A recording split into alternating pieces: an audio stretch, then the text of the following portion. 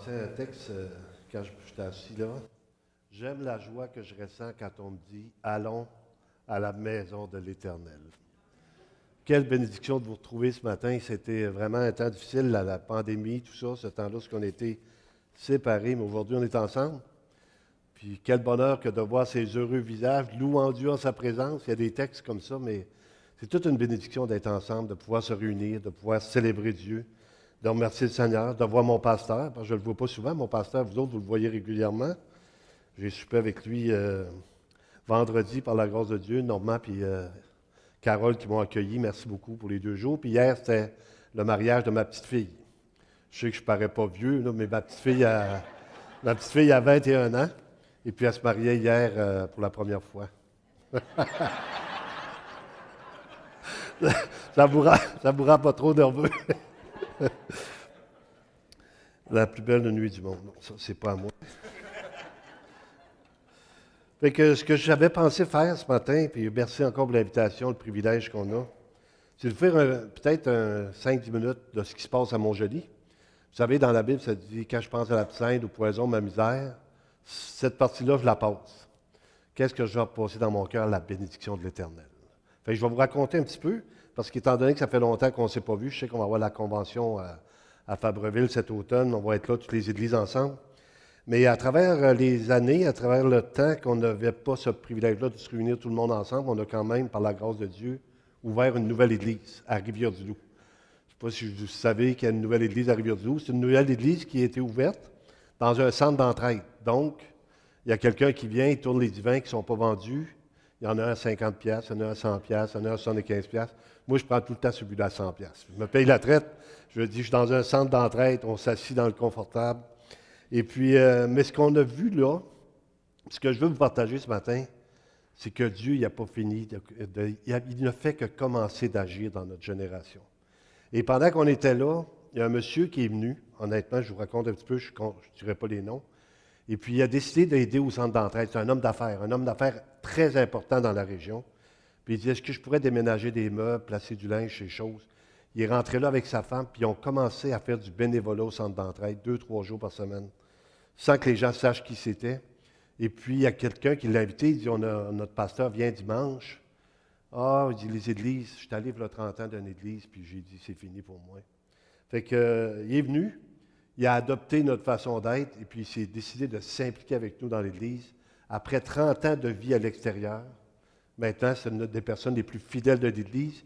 Savez-vous quoi? Il a commencé comme si c'était un nouveau chrétien qui vient de se convertir. Le même zèle, le même feu, le même désir, et sa femme aussi.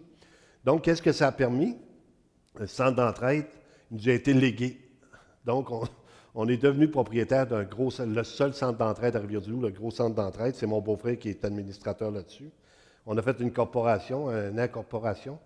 Puis à partir de là, maintenant, on va distribuer la nourriture dans les familles directement. Et ces 2 personnes-là qui étaient consacrés aux affaires pour réussir leur vie, maintenant sont consacrés aux plus démunis pour aider aux plus pauvres. Ça, c'est l'œuvre de Dieu. Si vous verrez ça, moi, je n'en reviens pas. Dans le fond, le pasteur, il est là comme pour voir ce que Dieu est en train de faire. C'est la bénédiction de l'Éternel qui est en train de se produire. Donc, le centre d'entraide, c'est vraiment incroyable. L'aide alimentaire aussi qui se passe. On a acheté des congélateurs, on s'est loué un local, et puis là, ça se fait par l'Église de Rivière-du-Loup. On a aussi la radio, la TV communautaire qui continue, chez nous, ça fait une vingtaine d'années quand même. Et puis cette année encore, ils nous ont demandé s'ils pouvaient mettre nos prédications à la télévision. Donc le dimanche matin à 9h, la télévision communautaire ont le message de Rivière-du-Loup de la semaine d'avant. On ne met pas en direct. Fait que là, ils peuvent savoir si on est fou ou fin. Puis ils décident, ça devient leur choix. Et puis, ce que je trouvais drôle à travers ça, et les gens nous connaissent, c'est comme Pasteur Jeff, si vous le saluez, vous dites, hey, ça va bien, Pasteur Jeff, ça fait longtemps qu'on se connaît. Il ne vous a peut-être jamais vu. Parce que si vous l'avez vu à l'heure de la bonne nouvelle, ça se peut qu'ils ne vous connaissent pas. Mais nous autres, les gens nous connaissent. Fait que la semaine passée, il y a 2 semaines, on avait le 18. Moi, c'est toujours il y a 2 semaines. Fait qu'inquiétez-vous pas. C'est toujours facile de même. Si je ne me trompe pas, c'est il y a 2 semaines. Mais c'était le 18, et puis il y a quelqu'un qui m'écoutait à la télévision. Sa femme participait à l'Église depuis des années, mais lui, il ne venait pas. Je pense qu'il est croyant. Fait qu'il a décidé de venir le 18 décembre à l'Église. Et puis quand il est arrivé à l'Église, C'était drôle parce que moi, je suis toujours sur le perron de l'église. C'est pour ça que je demande tout le temps. C'est le fun, ici, il y a 3 accueils. Hein? Je me suis mis entre les deux. J'ai essayé de passer incognito. Et puis, j'ai pu saluer plein de gens. Et puis, lui, il arrive, puis il dit, c'est une église de témoins de Jéhovah ici, mais moi, je ne le connais pas. Mais je veux être poli, je veux qu'il se convertisse, c'est sûr. Si je veux pas, Non, non, les témoins de Jéhovah, il n'y en a plus en ville, ils ont fermé l'église. Ben, m'en ouvrir une église des témoins de Jéhovah, moi. Il dit, calmez-vous, monsieur, on a une belle église, vous allez voir, vous allez aimer ça, on va parler du Seigneur. Puis là, je le vois s'asseoir avec sa femme dans l'église. Je dis, bon, si c'est boulot, t'as pas fait, je vais t'en repogner. Il dit, moi, j'y avais vu une fois, mais ça fait 3 dimanches de fil qu'il est là, fait qu'il est avec nous autres. Ça, c'est encore une bénédiction. Une autre bénédiction, par la grâce de Dieu, on est maintenant dans un foyer de personnes âgées. Comment on a pu rentrer là? C'est grâce à la merveilleuse COVID-19. Il y en a qui rient. Vous avez aimé ça, vous autres, la COVID-19? C'est une joke que je faisais. Non, mais ça a été une opportunité pendant un petit peu. J'ai pu travailler comme agent de sécurité.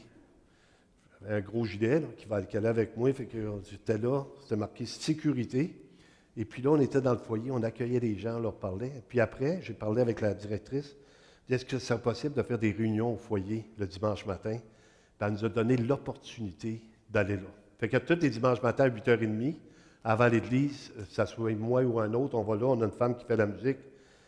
Et là, vous seriez éblouis d'entendre le témoignage de ces personnes-là qui n'ont jamais été dans une église chrétienne de leur vie, mais qui connaissent Jésus-Christ comme leur sauveur personnel. Tellement de bénédictions, il ne faut pas que je sois ému, mais en regardant encore la semaine passée, une madame, 93 ans. Moi, je la trouve jeune parce que ma mère a 95, mais en tout cas. Fait qu'à 93 ans, elle me regarde, elle a une lampe sur le bord de l'œil, elle regarde la croix en arrière. Elle dit, il a donc bien fait pour nous autres. Il est donc bien bon, le Seigneur. Elle dit, nous autres, là, il faudrait le servir par reconnaissance, parce qu'il nous aime. Puis il faut garder la foi dans Jésus, tout ce qu'il a fait pour nous. Puis là, moi, elle m'épate parce que je lui demande, voulez-vous prêcher? Parce que ça va avoir... Puis elle, savez-vous, dans le temps, il y avait une façon d'accepter les choses. Des gens acceptaient souvent qu'il y ait des morts. Tu perdais un enfant, tu disais, bien, Seigneur, c'est la providence de Dieu. Mais aujourd'hui, si tu perds quelqu'un, c'est sûr que c'est la faute de Dieu. Tant que tu l'as, Dieu n'existe pas, mais quand tu le perds, c'est sa faute à lui. Et puis elle me racontait, quand j'avais 30 ans, j'avais 6 enfants. J'étais en dépression. Je ne savais plus quoi faire de ma vie. Je lui ai dit, Seigneur, il faut que tu fasses quelque chose pour moi. Je ne suis pas capable d'aller plus loin. Puis elle dit, là, je retombe enceinte pour une 7e fois. Mais elle dit, Dieu savait ce qu'il faisait. Elle dit, là, j'ai dit, si tu me donnes un enfant, il faudra que tu me donnes 20 ans pour l'enseigner puis l'éduquer. Mais elle dit, il n'a pas compté comme il faut. Ça fait 60 ans de ça. Puis j'étais encore là. Mais c'est tellement délicat de voir leur amour pour Dieu. Puis là, ne soyez pas scandalisés quand vous entendez parler de Marie ou peu importe. Ces gens-là aiment le Seigneur, pas avec la connaissance qu'on a, mais ils font juste exprimer, puis ils sont là tous les dimanches. C'est trop beau, là. Je les vois arriver, puis une a dit, j'ai pas eu le temps de me peigner le matin, puis à 94 ans, ça a béqué.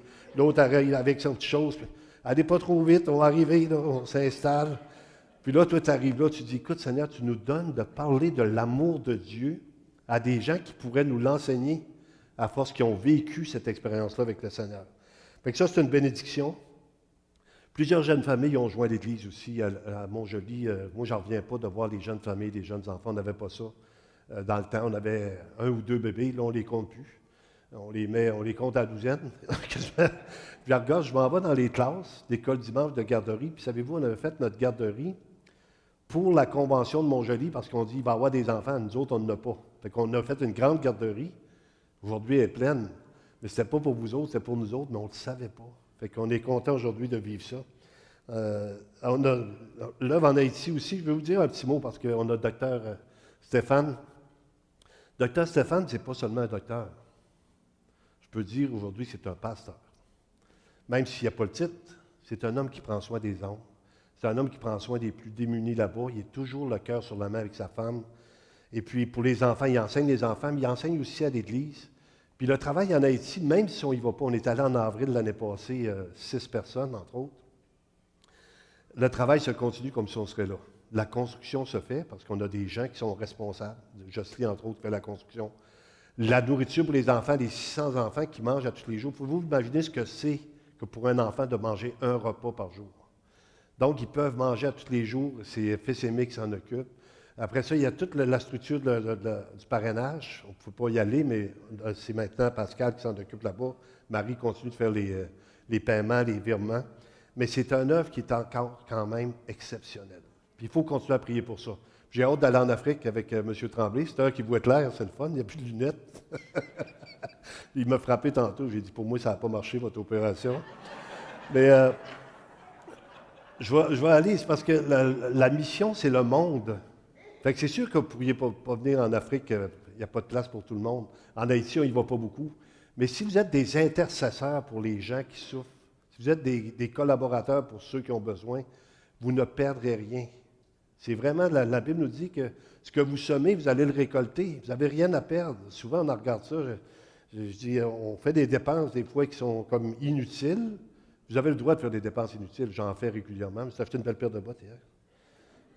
Normand m'a amené au centre d'entraide, pas au centre d'entraide, mais à place que c'est pas cher. Puis là, j'ai manqué partir avec un bicycle qui dit non, calme-toi, pasteur. Là, il va en avoir d'autres l'année prochaine. Tu ne vas pas tout acheter ce qu'il y a ici. Là. Mais de voir que si je donne quelque chose, ça va servir à quelque chose. Je regardais juste ce que vous disiez pour les pasteurs. 2 000 $ pour un pasteur qui donne sa vie pour les autres. Ce que vous ne pouvez pas faire naturellement. Chacun d'entre vous, ce n'est pas tout le monde qui est appelé. Hein, on parle, si tu es appelé, Dieu te justifie. Là, il y a des hommes qui donnent leur vie pour que l'Évangile sorte, que des gens entendent l'Évangile. Puis là, le Seigneur vous dit, vous pouvez être des contributeurs à ça. Vous pouvez être de ceux qui, parce que c'est l'Église qui va récolter ça. Ce n'est pas seulement celui qui part, mais l'Église au complet qui va récolter la bénédiction d'avoir savoir occuper des gens. On a nominé un ancien aussi à notre Église par la grâce de Dieu, Olivier Tremblay. Donc, on est 4 pasteurs à l'Église plus un ancien présentement. Les autres travaillent à temps plein, mais c'est des gens tellement serviables. Puis je suis béni du Seigneur pour l'Église de Fabreville. Les anciens que ici, j'étais dans le bureau tantôt en haut, j'ai dit,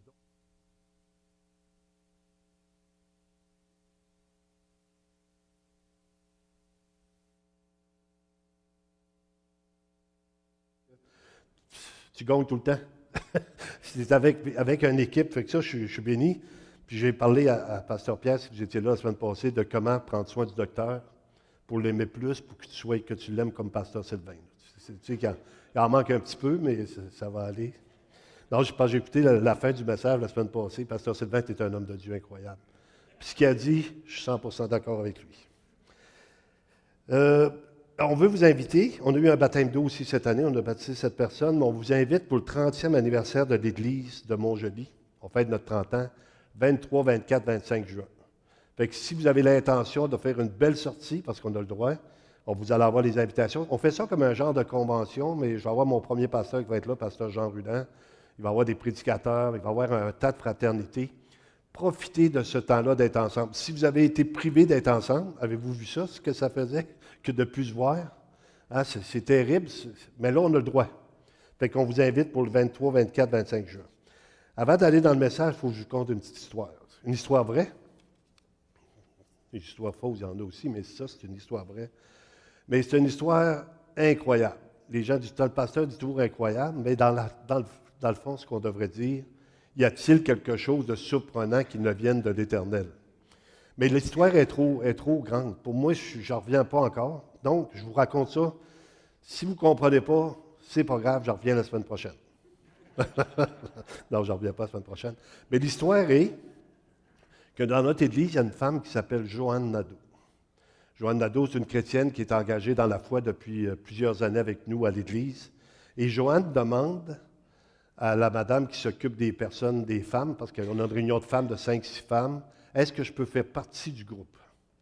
Là, la madame a dit, je ne sais pas, on a quelqu'un qui est malade, si elle se désire, tu vas pouvoir venir, tout ça. Fait qu'elle demande à la personne qui est malade, elle dit, non, je ne donne pas ma place, même si j'ai un cancer, je vais être là. Fait qu'elle rappelle Joanne Nadeau, elle dit, puis elle essaie d'y parler, mais sur le téléphone, c'est de la petite musique. Des fois, il y a de la petite musique qui joue, mais elle n'est pas capable de la rejoindre. Mais elle regarde dans le bottin, dans notre fiche d'église, elle dit, j'ai son numéro de cellulaire. Elle appelle le cellulaire, elle dit, est-ce que c'est Joanne Nadeau? Elle dit, oui.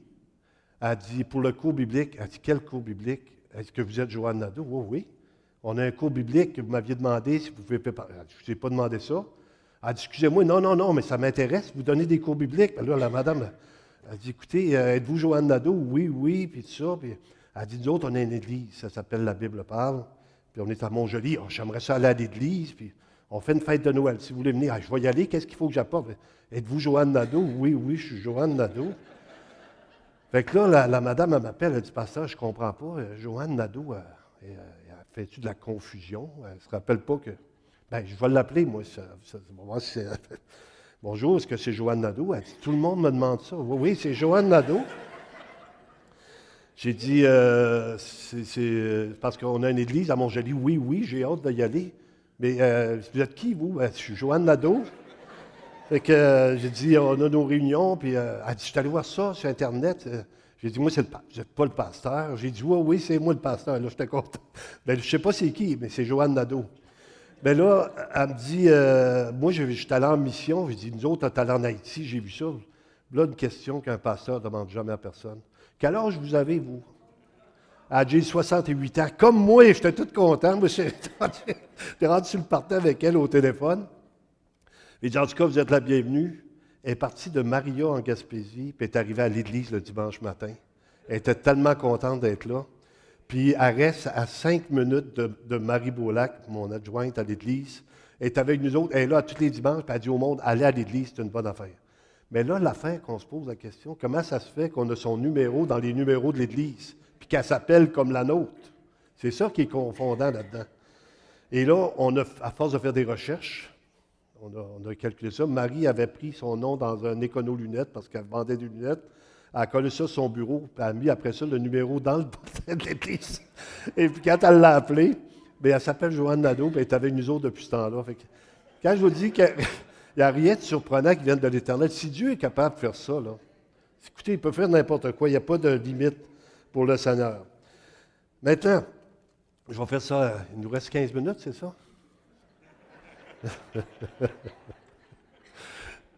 Je vais vous parler assez rapidement. De toute façon, j'ai 52 versets à vous donner. C'est votre étude de la semaine. Je sais que ça s'appelle La Bible parle. Fait qu'on va faire ça comme ça. Fait que le titre du message, bien, je finis-tu vraiment à midi? Il n'y a pas de problème, là. Midi et quart? OK, bon, ça va être correct. Midi et quart, OK, il faut que je surveille ça. J'ai passé droite l'autre jour au Saguenay. C'était marqué 0, j'étais content. À un moment donné, c'est marqué 30. Je dis, bon, ils ont rajouté du temps. Il n'est pas fini, mais je vais finir assez. La véritable bénédiction. C'est ça le titre du message. Je ne sais pas si vous vous souvenez, quand vous étiez jeune, sûrement pour ceux qui ont encore de la mémoire, quand on était jeune, on allait pour avoir la bénédiction sur nos grands-parents. Moi, on le faisait sur nos parents, nos grands-parents. Puis nous autres, c'était vraiment gros chez nous. Là. On était 8 enfants, puis on s'en allait chez mon grand-père Tremblay pour le déjeuner, mon grand-père Deschênes pour... Et c'était toujours la bénédiction. Et la bénédiction finissait toujours par le paradis à la fin de tes jours. Vous savez pourquoi? Vous ne pouvez plus le dire pour les autres parce que vous l'avez déjà. Mais pour ceux qui ne l'ont pas, on travaille à ce qu'ils l'aient. On veut que les gens connaissent le Seigneur, qui se tournent vers lui. Et puis, il y avait toujours nos matantes qui essayaient de nous embrasser, comme à la télévision. Je ne sais pas si vous avez vu le message, là, le petit gars qu'il faut qu'il aille chercher de la crème. C'était comme ça, nous autres, tout le temps. C'était la folie dans le temps des fêtes. On montait des escaliers, on se mettait tous dans des étages pour pas que les matantes montent nous trouver. On restait... Aujourd'hui, on descend vite pour voir que nos autres viennent nous trouver. C'est comme ça a changé, là. Mais la bénédiction principale nous vient toujours de Dieu. C'est Dieu qui nous bénit. Je regardais tantôt, vous avez mis le psaume 121, ça fait partie de mes versets que j'avais sortis ce matin, c'est tout, comme une petite confirmation.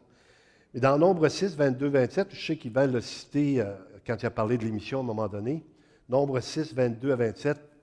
L'Éternel parlant à Moïse, il dit, parle à Aaron et à ses fils, il dit, vous bénirez ainsi les enfants d'Israël, vous leur direz que l'Éternel te bénisse et qu'il te garde. Que l'Éternel fasse luire sa face sur toi et qu'il t'accorde sa grâce. Que l'Éternel tourne sa face vers toi et qu'il te donne la paix. C'est ainsi qu'ils mettront mon nom sur les enfants d'Israël et je les bénirai. La bénédiction, c'est quoi? C'est de dire du bien ou de faire du bien. Dieu a décidé de nous bénir. Et il nous a bénis d'une façon particulière. Parce qu'on est déjà bénis. Parce que souvent, les gens disent, de l'autre côté, on l'a dit tantôt, puis c'est merveilleux. Moi, j'ai hâte d'être de l'autre côté. Je ne sais pas si c'est préférable pour vous que je reste. En tout cas, je suis toujours vivant. Mais j'ai hâte d'aller de l'autre côté rencontrer le Seigneur, puis d'être dans sa présence, puis d'avoir toute cette gloire-là. L'apôtre Paul, soupirait après ça. Parce que lui, il l'avait vu, hein, il avait un avantage sur nous autres. Hein, il a monté au troisième ciel, puis il dit, j'aimerais ça m'en aller, mais je suis obligé de rester. Puis quand il a fini, il n'a pas dit, Seigneur, garde-moi dans 10 ans de plus. Il dit, j'ai combattu le bon combat, j'ai achevé la course, j'ai gardé la foi, désormais la couronne de justice m'est réservée. Puis qu'un jour, on va s'en aller dans sa présence. En attendant, on vit sur la terre, et si vous êtes vivant, c'est que Dieu a besoin de vous pour être des témoins. C'est le premier rôle que le Seigneur a donné à son mort. Dans le Proverbe 10, 22, ça nous dit, c'est la bénédiction de l'Éternel qui enrichit, et il ne fait suivre d'aucun chagrin. Quand on dit que Dieu nous a bénis, savez-vous quoi? Dans notre, je dis souvent, je ne sais pas s'il y en a, on a un médecin avec nous autres, je ne sais pas si c'est la réponse, je pourrais peut-être lui poser la question. Il espère juste savoir la réponse, il est des fois caché en arrière de. Combien on a de respiration par jour, docteur Côté?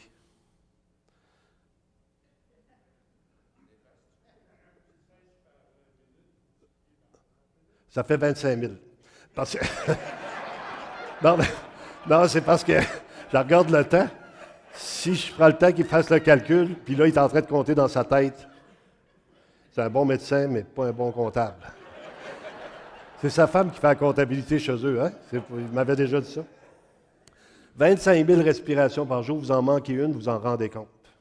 Avez-vous vu le drame qui s'est passé au football, là, le gars qui est tombé, plus de respiration, puis ils ont réussi à réanimer, on est tous contents de ça. Ça nous montre juste qu'on est à un souffle de notre éternité. Et que là, Dieu permet que pendant ce temps-là qu'on est ici, qu'on puisse accomplir les choses qu'il a préparées pour nous. Et c'est dans tous les domaines. Mais Dieu nous bénit de toutes sortes de bénédictions spirituelles. Éphésiens 1, 3.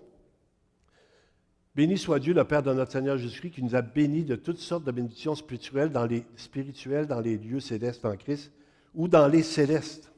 Fait que les bénédictions spirituelles, ce n'est pas seulement à venir. C'est aussi présentement qu'on vit des bénédictions spirituelles. La communion qu'on a les uns avec les autres, c'est une grande bénédiction spirituelle. Savez-vous, on est reliés par une seule chose, plutôt par une seule personne, par le Saint-Esprit. Si vous n'avez pas le Saint-Esprit, je peux vous parler, on ne se comprend pas en tout. On peut parler des affaires du monde, mais on ne peut pas parler des choses de Dieu. Aussitôt que le Saint-Esprit entre dans une personne, la sauve, la personne devient un croyant, et là, il comprend les choses de Dieu. Hein? Il nous dévoile sa parole, et puis on devient des croyants. Et là, on est engagé, on dit, écoute, je disais aux personnes âgées, quels sont ceux qui ont déjà vu Jésus? Là, il y en a une qui va montrer la croix, parce que nous autres, on encourt un bonhomme là-bas aux personnes âgées. Non, l'avez-vous déjà vu en personne? Non. Puis là, le Seigneur nous donne une récompense. Vous l'aimez sans l'avoir vu, vous réjouissant d'une joie merveilleuse, vous obtiendrez le salut de vos âmes pour prix de votre foi. On n'a jamais vu Jésus, on est tout de suite en train de le louer, de le célébrer. C'est parce qu'il nous a donné quelque chose, son Saint-Esprit, qui est dans notre cœur et qui nous fait réaliser cette vérité-là. On est participant de la nature divine dans 2 Pierre 1,4. 2 Pierre 1,4. Desquelles nous assure de sa part le plus grande et les plus précieuses promesses, afin que par elles, vous deveniez participants de la nature divine. Et là, il nous parle aussi de sanctification dans notre vie. Savez-vous ce qui vient dans mon cœur constamment dans ce temps-ci? C'est Proverbe 4, 23. Garde ton cœur plus que toute autre chose, car de lui viennent les sources de la vie. Soyez pas trop sûrs de vous-même. C'est très dangereux d'être sûr de nous-mêmes. La Bible a dit aussi que celui qui se croit debout prenne garde de tomber. Mais confiez-vous dans le Seigneur sans cesse. Seigneur, si ce n'est pas toi qui es là pour moi, je ne suis pas sûr de me rendre à terme. Soyez pas, on parle, je suis contre l'euthanasie, entre autres. Je ne veux pas qu'on achève les personnes qui sont en fin de vie. Mais je ne sais pas comment je vais finir la mienne. je demande au Seigneur, garde-moi jusqu'à la fin. Je ne sais pas comment je vais finir ma vie, mais je demande à Dieu, puis on va le voir dans des textes tout à l'heure aussi. On est participant aussi dans notre vie, 1 Jean 5, 12. Et pour ceux qui ont, peut-être qu'il y a des gens ici à l'Église qui ne le connaissent pas, je vais vous annoncer une bonne nouvelle. On l'a vu tantôt, Pasteur Jeff, quand il a parlé pour la Sainte Seine. Jésus est venu sur cette terre, il est mort sur cette croix, il est ressuscité. C'est tellement simple le salut. Celui qui croit en lui a la vie éternelle et ne passe pas en jugement. Maintenant, il dit, celui qui met sa confiance en lui a la vie éternelle. Là, quelqu'un peut me dire, moi, je ne crois pas à ça. Tu ne crois pas à ça, tu vas passer en jugement. Ça va être terrible. Là. Ça va être terrible pour nos familles, des gens qui meurent sans Christ. Mais nous, on a cette vie-là. Puis dans 1 Jean 5, 12, je ne sais pas si je l'avais cité, celui qui a le Fils a la vie, celui qui n'a pas le Fils de Dieu n'a pas la vie. Donc, tout est une question de relation avec le Seigneur Jésus. On est participant aussi dans nos relations. Hébreux 2, 11.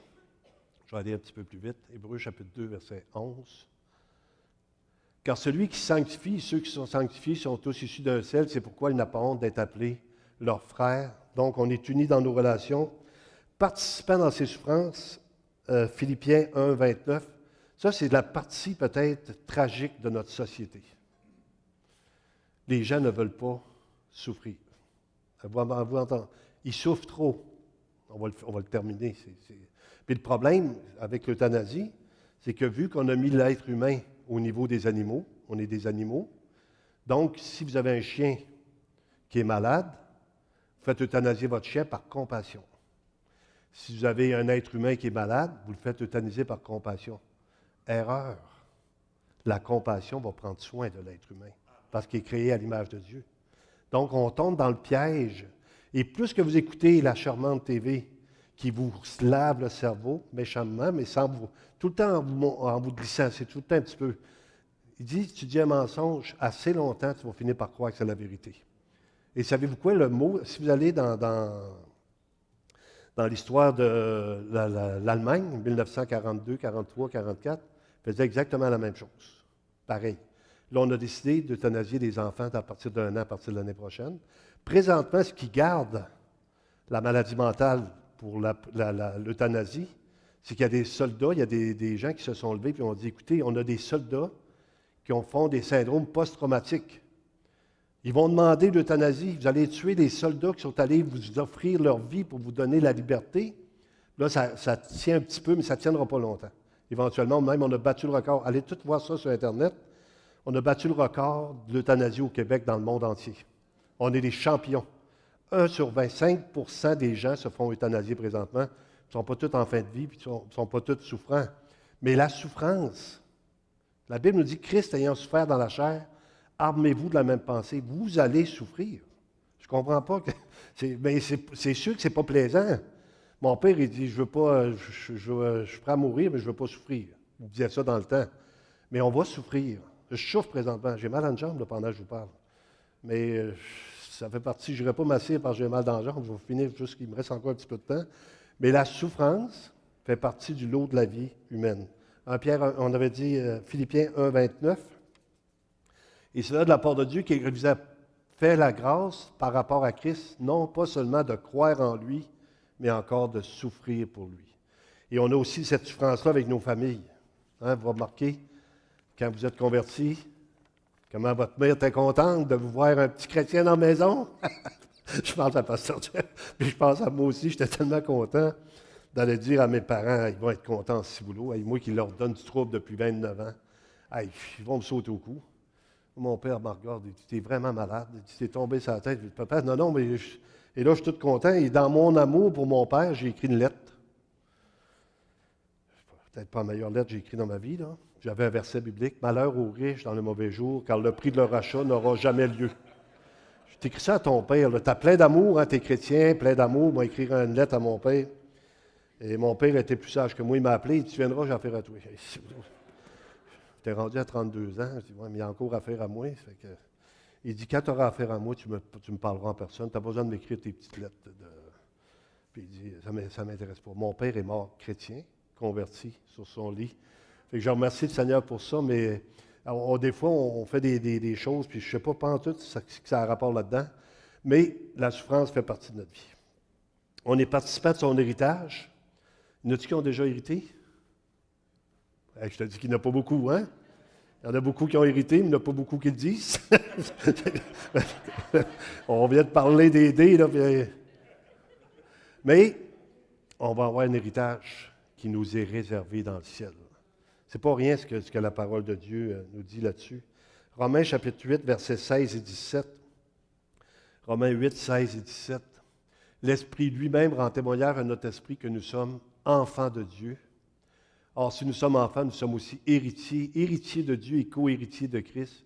Si toutefois nous, non pas encore le mot souffrance, nous souffrons avec lui afin d'être glorifiés avec lui. Il y a un héritage qui nous est réservé dans les cieux. Ça va être, écoutez, la bénédiction est tellement grande, si on la verrait, je pense qu'on défoncerait l'Église pour dire aux autres comment c'est merveilleux. On aimerait ça. Moi, j'aimerais ça des fois voir ce qui se passe de l'autre côté.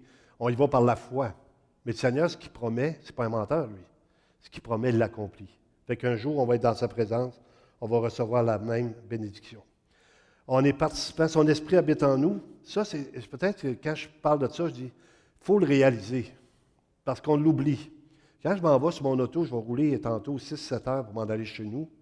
Je ne suis pas tout seul, là. Je suis avec le Seigneur, qui habite dans mon cœur. Il va m'amener dans la louange, il va m'amener dans la prière, il va me conduire. Puis chacun d'entre vous qui êtes né de nouveau, vous appartenez au Seigneur.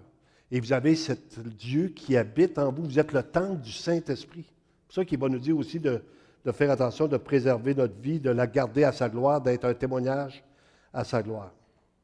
On est participant aussi à la gloire à venir.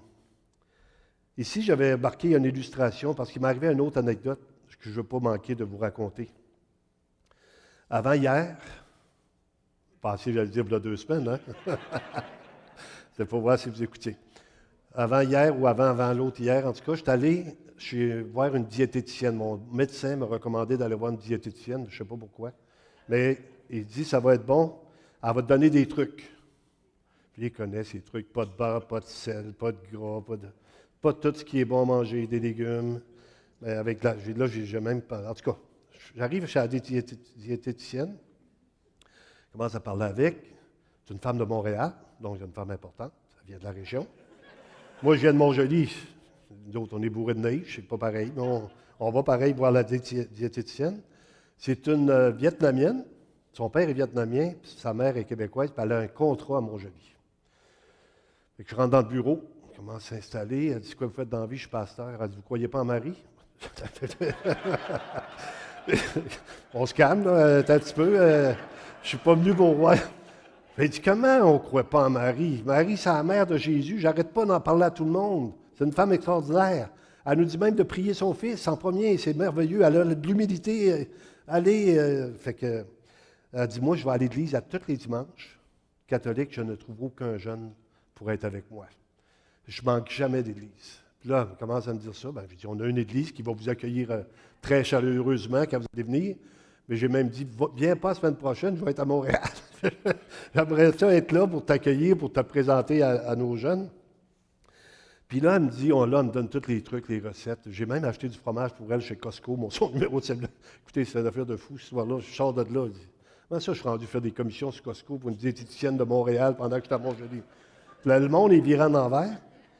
Mais savez-vous ce qu'elle me dit que j'ai trouvé extrêmement intéressant? Elle a dit, je ne suis pas bien dans ce monde. Savez-vous ce que la Bible dit? On est des étrangers, des voyageurs sur la terre. On ne sera jamais parfaitement heureux sur cette terre. Vous allez tout le temps vivre quelque chose. Vous allez vivre un échec, vous allez vivre un décès, vous allez vivre une maladie, vous allez vivre, je ne sais pas, peu importe. On n'est pas chez nous. Puis elle me dit ça à moi, pendant que dans son bureau, elle commence à me dire qu'elle n'est pas bien avec le monde. Elle dit, je vais à l'entraînement. Mais elle dit, y a-t-il quelqu'un comme moi? Là, j'ai dit, oui, il y en a plein, mais il faut que tu saches où ils sont. Fait qu'elle devrait être là dimanche prochain. Puis ça, c'est écrit dans 1 Pierre 2,11. Il dit, 1 Pierre 2,11, excusez-moi, les techniciens, je les fais pédaler. Bien-aimés, je vous exhorte comme étrangers et voyageurs sur la terre à vous obtenir des convoitises charnelles qui font la guerre à l'âme. Vous êtes des étrangers. On n'est pas chez nous. Une petite histoire là-dessus que j'avais entendue à un moment donné, c'était un pasteur qui était en mission. Ça faisait 30 ans. Et là, il arrive au pays, mais dans l'avion, il y a aussi un chef politique. Et tout le monde sont dehors avec des fanfares, puis tout ça, puis on accueille le chef politique, on l'applaudit. Lui, il débarque, il n'y a personne qui l'accueille. Là, il s'en va chez eux, il dit, Seigneur, j'ai donné ma vie pour toi, ça fait 30 ans que je te sers, il n'y a même pas une seule personne pour venir m'accueillir. Et là, le Seigneur lui a dit, c'est parce que tu n'es pas encore arrivé à la maison. Mais tu arrives, on va t'accueillir. Puis notre maison est de l'autre côté, notre gloire est de l'autre côté, on va être avec lui pour l'éternité. Écoutez, ce qu'on vit là, dites pas ça vaut la peine de servir le Seigneur. J'avais entendu Luc Gingras dire, ça vaut la joie de servir le Seigneur. On est dans l'effervescence. J'aime la joie que je ressens à marcher avec Dieu. La bénédiction se déverse aussi sur le rassemblement des croyants. C'est mon psaume préféré, le psaume 133. Puis S'il y a des gens qui nous écoutent par Internet, puis c'est sûr qu'il va en avoir, venez donc Église. C'est là que la vie est. C'est ensemble qu'on est. N'ayez pas peur. Ils ont réussi à faire peur aux gens, des fois par la maladie, par toutes sortes de choses. Moi, j'ai peur. Tu vas mourir pareil. Viens mourir avec du monde qui vont être contents de prendre soin de toi.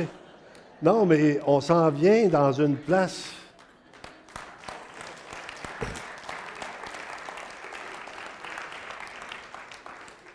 Parce que je trouve ça triste, la peur que les gens ont. Puis je vais vous en conter une autre petite histoire qui m'est arrivée il y a 2 semaines.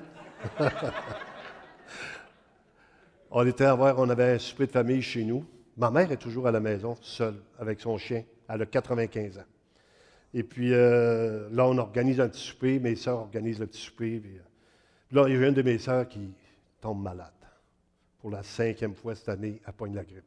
5 vaccins, 5 grippes. J'ai dit, tu vas finir par mourir. Choisis de quelle mort tu meurs. Mais prends-tu le vaccin ou la grippe? Tu choisis. Là, mais là, ma mère entend ça. Elle m'appelle, elle dit, tu ne peux pas venir. Je dis, maman, je ne suis pas malade. Non, non, mais c'est dangereux. Ah, maman, je sais, mais là, je m'en vais au foyer de personnes âgées. Il y en a 5 qui vont me sauter au cou tantôt. Là, puis, ma propre mère. Ah, j'ai trop peur. Tu viendras ce printemps. Ce printemps? J'avais 95 ans, il n'y a peut-être pas 50 printemps qui s'en viennent. Puis là, elle dit, on va être dehors. Puis là, non, mais ça me fait de la peine, ma propre mère. Je dis, si, boulot, je vais-tu recommencer à y envoyer la main par la vitre? Mais là, elle me rappelait cette semaine, elle dit, en fin de compte, tu pourras venir, là, ça va être correct. Je dis, si. Mais combien de gens ont peur aujourd'hui? Les gens ne vont plus dans des églises, ils ont peur. Ils ont peur de quoi? Peur d'être malade, peur de mourir. La foi du ciel, je vous l'annonce. Vous allez tous mourir. On va tous mourir. Mais il y a une chose que la bénédiction de Dieu dit, qu'on ne peut pas mourir tant que le Seigneur n'a pas fini avec nous. Fait que s'il a fini avec vous ici, il aura fini là, mais on va en Haïti. L'année passée, on nous dit, écoute, c'est dangereux. C'est vrai que c'est dangereux. Mais si notre vie n'est pas finie, il va nous ramener. Il fait 21 ans qu'il nous ramène. Puis il y en a qui sont tannés qu'on revienne, mais on retourne, on revient, on retourne, on revient. Mais c'est la bénédiction. Dieu, il nous garde. Puis je laisse ce verset-là aussi dans... peut-être, je vais en faire juste 2 pour ne pas ambitionner sur vous. Là. Parce que là, j'étais craqué, je n'aurais pour l'après-midi. Vous connaissez l'histoire, hein? Connaissez-vous l'histoire du bonbon? Tout le monde connaît l'histoire du bonbon? Levez votre main, ceux qui ne la connaissent pas. OK, je vais vous conter une petite histoire. Étant donné qu'on est en famille, c'est un pasteur qui parlait toujours trop longtemps. Il s'appelait Clermont de Chêne. Et puis là, les gens disaient, écoute, c'est trop long, il faut que tu apprennes à te contrôler. Prends-toi un bonbon, ça dure 40 minutes. Quand tu n'as plus de bonbons, tu ne prêches plus, tu as fini. Ah, c'est une bonne idée. Pendant 2-3 semaines, je prends un bonbon, tout ça. L'autre semaine d'après, je refais ça, mais là, ça faisait 2 heures que je parlais. On dit, écoute, pasteur, pourquoi t'arrêtes? J'ai regardé, j'avais trompé, j'avais pris un bouton.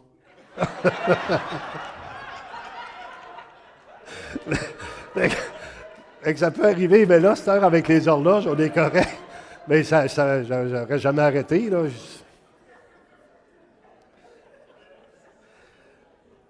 Le psaume 133.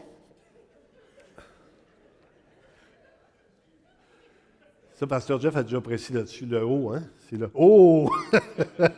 Mais je pense que c'est vrai pour la communion qu'on a. Voici, ô, qu'il est agréable, qu'il est doux pour des frères de demeurer ensemble.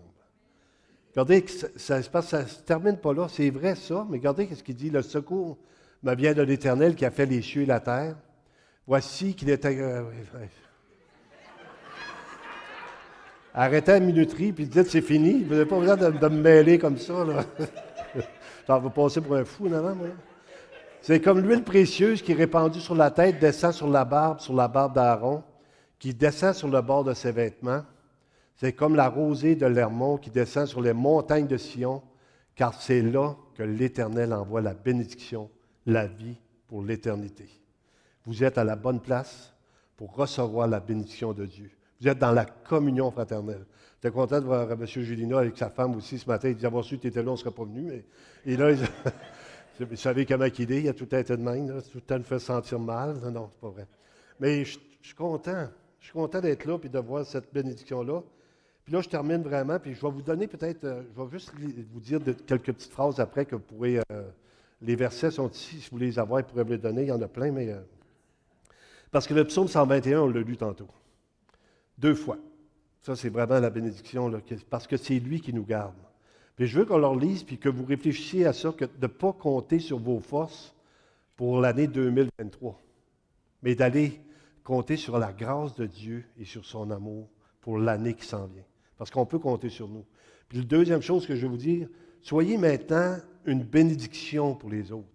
Ce que tu as reçu de moi, confie-le à des autres, bénissez les gens. Il bénissez, car au contraire, car ça, ne rendez point mal pour mal, ou injure pour injure. Bénissez au contraire, car c'est à cela que vous avez été appelés, afin d'hériter la bénédiction.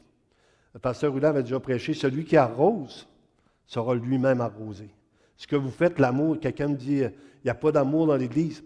Bien, donne-en, tu vas voir, tu vas en recevoir. Hein? C'est celui qui, ça, cette prédication de mon mariage, là, 27 ans, celui qui désire être aimé ne sera pas aimé. Celui qui aimera, lui, va être aimé. Et ça, c'est tout à nous autres de décider qu'est-ce qu'on va faire de notre vie. Donc, je termine avec le psaume 121. Il me reste 3 pages. J'aurais tout de le temps. On l'a lu tantôt. Peut-être qu'on peut le lire ensemble. Êtes-vous capable de lire ça avec moi? Vous le voyez en avant? Je lève mes yeux vers les montagnes. D'où me viendra le secours? Le secours me vient de l'Éternel qui a fait les cieux et la terre. Il ne permettra point que ton pied chancelle. Celui qui te garde ne sommeillera point. Voici, il ne sommeille ni ne dort, celui qui garde Israël. L'Éternel est celui qui te garde. L'Éternel est ton ombre à ta main droite. Pendant le jour, le soleil ne te frappera point, ni la lune pendant la nuit. L'Éternel te gardera de tout mal. Il gardera ton âme. L'Éternel gardera ton départ et ton arrivée dès maintenant et à jamais. Amen. On va prier. Seigneur Dieu éternel, je te remercie pour chacune des personnes qui sont venues te célébrer ce matin, Seigneur. T'exprimer leur reconnaissance, te dire merci pour tout l'amour que tu as eu pour nous parce que tu nous as gardés avant même qu'on puisse te connaître, Seigneur. Tu as sauvé nos vies, tu nous as évité la mort régulièrement. Seigneur, s'il y a quelqu'un qui ne te connaît pas ce matin, que tu puisses parler à son cœur, parce que tu dis que tu es venu délivrer des captifs, vraiment délivrer des gens qui sont captifs de toutes sortes de problèmes. Tu es venu nous amener à la liberté. Et la liberté éternelle, c'est de te connaître, Seigneur. C'est de vivre pour toi, c'est de marcher pour toi. Fait que je te demande de bénir chacun, puis vraiment que ton nom soit glorifié dans nos vies, Père, dans le nom de Jésus. Amen. Que Dieu vous bénisse.